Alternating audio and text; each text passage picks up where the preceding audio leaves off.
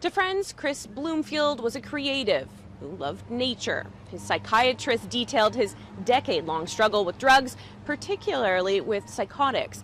And police described his mom coming into their Shawnigan detachment with an exhaustion typically only seen in soldiers. Afraid her son was putting LSD in her food, had hurt her, and was very worried it was about to get worse. It did get worse. Chris Bloomfield was shot multiple times by police at his home in the Cedar Creek Mobile Home Park near Mill Bay on November 10, 2018. Constable Dylan Clarkson, now with Victoria Police, recounted that to the courtroom.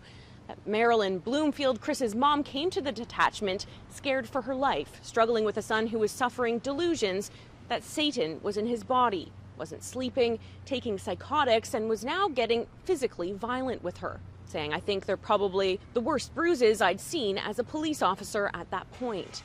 Clarkson said his goal as a police officer was to never draw his weapon, but when trying to arrest Chris, the taser didn't subdue him, seemingly only provoking him to run at Clarkson, stabbing wildly at him with a knife, saying, "There was no doubt in my mind that if he gets any closer, he's going to kill me."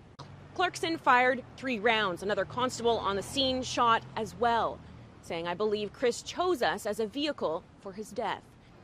It's a sentiment his psychiatrist echoed. Dr. Dale McDermott recounted Chris's 10-year struggle with hallucinogens and other drugs and related psychotic episodes, but defined 2018 as the year that Chris was starting to take responsibility for his actions, viewing his drug use as addiction.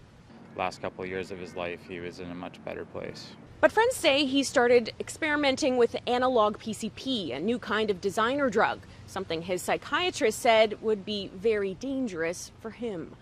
When asked what could have been done better to keep Chris alive, his doctor said unequivocally a mental health team who responded with police that day, something Chris's childhood best friend agrees with. There's definitely something we can do about this and change the way we do this in the future in terms of approaching people that need help. Officer Clarkson says the lack of an immediate mental health specific response in the small community contributed, as did the current model of voluntary hospitalization. Ultimately, the purpose of this inquest is to come to conclusions, just like that, to find recommendations to prevent similar deaths like Chris Bloomfield's. This inquest is scheduled until July 12th.